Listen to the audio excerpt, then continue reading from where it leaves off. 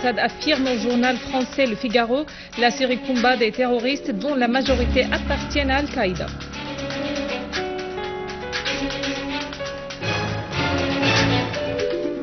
La Russie et l'Iran mettent en garde contre toute agression américaine contre la Syrie.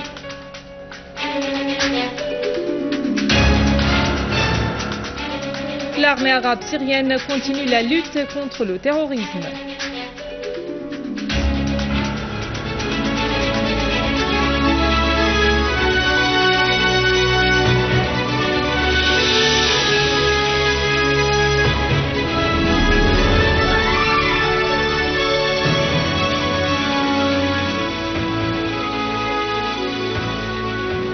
Mesdames et messieurs, bon après-midi et merci d'être avec nous. Le président Bachar al-Assad a accordé une interview au journal français Le Figaro, au cours de laquelle il a affirmé que la Syrie combat des terroristes dont la majorité appartiennent à Al-Qaïda, soulignant que la liquidation de ces terroristes est la seule voie pour traiter avec eux.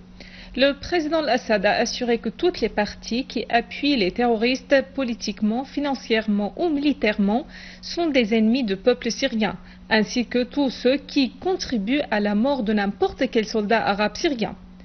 Le président al-Assad a fait savoir que ceux qui accusent la Syrie d'avoir eu recours à l'arme chimique sont responsables de présenter une preuve dans ce sens, indiquant que la Syrie les avait défiés de présenter une seule preuve, mais ils ne l'avaient pas fait. Quant à l'agression américaine contre la Syrie, le président al-Assad a assuré que c'est le fort qui interdit la guerre, non pas celui qui la provoque, soulignant que le chaos, les guerres et l'extrémisme seront répandus partout dans la région.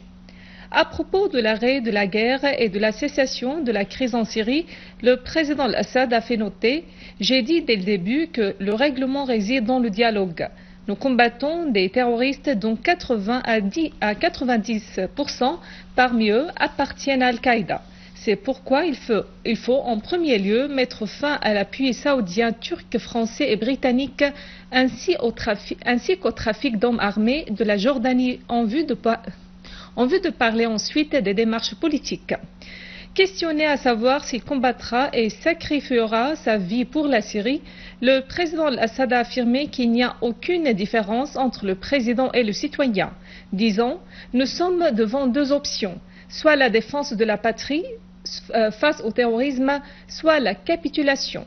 Et nous nous rendrons point. » Le président al-Assad a affirmé que l'armée arabe syrienne était entrée dans toutes les zones où elle voulait le faire, posant la question suivante. Pourquoi les autres pays ont le droit à lutter contre le terrorisme alors que la Syrie ne peut pas? Le président al-Assad a fait savoir qu'il faut faire différence entre le peuple ennemi et l'État ennemi.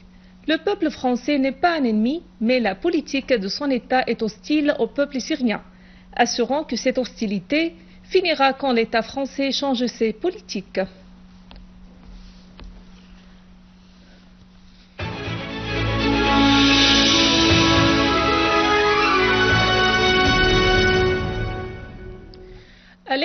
Alexei Pouchkov, président de la Commission des relations internationales à la Douma russe, a prévenu des graves répercussions d'une agression des États-Unis contre la Syrie.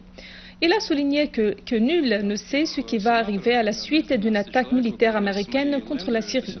Le responsable russe a souligné qu'il existe un danger de voir toute la région sombrer dans l'instabilité. Pouchkov a précisé que toutes les parties prendraient le contrôle de la situation lorsque la guerre explose, répandant le chaos et l'extrémisme dans la région. Il a noté que les États-Unis ont redéployé le porte-avions américain Nimitz et 4 autres avions de guerre dans la mer Rouge, ce qui prouve la détermination des États-Unis à lancer une intervention militaire en Syrie. Pour sa part, Sergei Firshnin, directeur de l'administration du Proche-Orient et de l'Afrique du Nord aux affaires étrangères russes, a mis en garde contre le recours à la force en Syrie, ce qui ne peut produire que des résultats contraires. Firshnin a précisé que le contexte au Proche-Orient est à la fois complexe et urgent. Il existe un réel danger du recours à la force de la part des États-Unis, a-t-il expliqué, en précisant que les positions russes tiennent fermement à faire face à de telles méthodes. Verschnen a ajouté que Moscou croit que tout recours à la force contre la Syrie sera contraire aux objectifs et aura de très graves répercussions sur tout le système des relations internationales. D'autre part, le ministère russe de la Défense a affirmé que le système de préalerte russe avait détecté le lancement de 2 missiles balistiques en Méditerranée.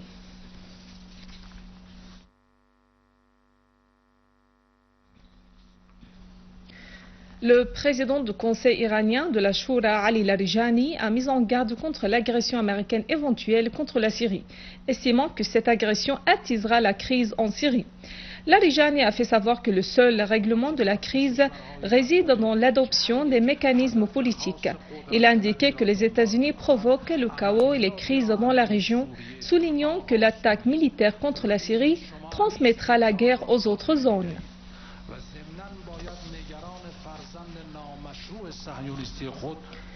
Le Brésil a réitéré son rejet de toute action militaire contre la Syrie sans le consentement du Conseil de sécurité des Nations Unies, ainsi que son opposition à l'ingérence étrangère dans les affaires intérieures des autres pays. Le ministre des Affaires étrangères du Brésil, Luis Alberto Figueiredo, a déclaré que l'intervention militaire doit être utilisée seulement dans le cas de légitime défense, comme c'est indiqué dans la charte de l'ONU. Ce recours à la force peut avoir lieu aussi dans le cas d'un consensus du Conseil de sécurité. Figueiredo a précisé que la situation actuelle aujourd'hui en Syrie ne permet pas l'utilisation de la force, car ça sera en dehors de ces 2 cas et nous estimons qu'il serait qualifié comme une violation du droit international. Le président tchèque Miloš Zeman a renouvelé le rejet de son pays de toute frappe militaire américaine contre la Syrie. Il a insisté sur le fait qu'un tel acte servira le réseau terroriste d'Al-Qaïda. Le président Zeman s'est indigné de la duplicité de l'Occident qui soutient le réseau d'Al-Qaïda en Syrie alors qu'il le combat en Afghanistan. L'ancien ministre des Affaires étrangères tchèque, Karl Schwarzenberg, a mis en garde des graves répercussions d'une intervention militaire en Syrie qui profitera seulement aux seuls extrémistes dans la région du Proche-Orient au détriment des forces démocratiques et libérales.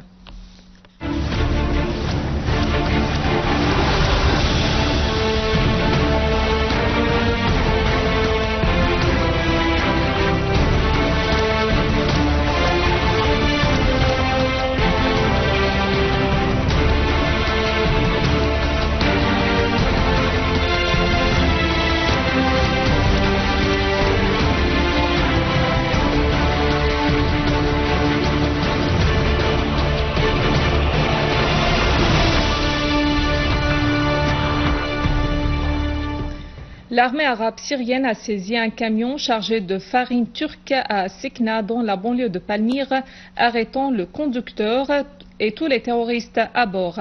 Lors de son ratissage des fermes sud de la ville de Palmyre, l'armée arabe syrienne a saisi un entrepôt de munitions appartenant aux terroristes et contenant des dizaines de charges explosives, de grenades, d'uniformes militaires et de matériels médicaux volés.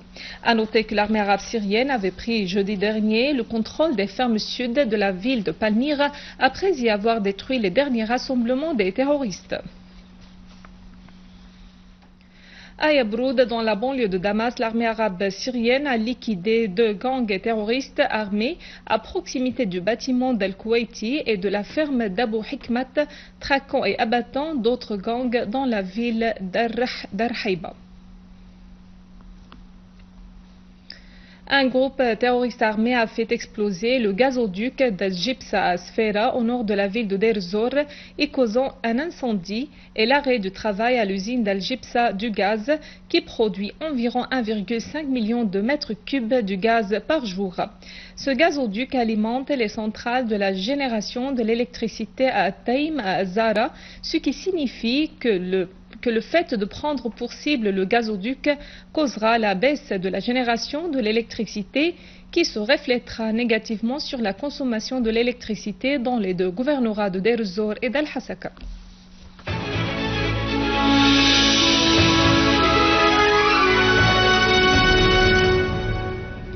La Cour Cour de la justice administrative au Conseil d'État en Égypte a pris une décision portant la suspension de la diffusion de la chaîne qatari Al Jazeera Mubashir Égypte et la fermeture de son siège, car elle représente un danger sur la sécurité nationale égyptienne. En outre, la Cour a aussi décidé de suspendre la diffusion des chaînes d'Al Yarmouk, d'Al-Quds et d'Al-Ahrar 25 appartenant aux frères musulmans et de frères leur siège. À noter que les ministres de l'investissement, des télécoms et de la technologie d'information avaient ordonné les parties responsables à exécuter la décision de la suspension de la diffusion de la chaîne qatari d'Al Jazeera Mubashir Égypte, car elle opère sans aucun fondement juridique. Avant de clore ce journal, un rappel des principaux titres. Le président Al-Assad affirme au journal français Le Figaro « La Syrie combat des terroristes dont la majorité appartiennent à Al-Qaïda ».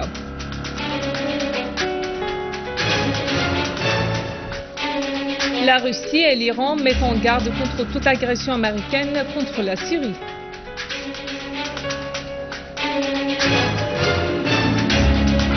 L'armée arabe syrienne continue la lutte contre le terrorisme. Mesdames et messieurs, c'est la fin de notre édition. Pour la revoir, visitez notre site web syriaonline.sy. Merci à vous, merci à toute l'équipe. Au revoir.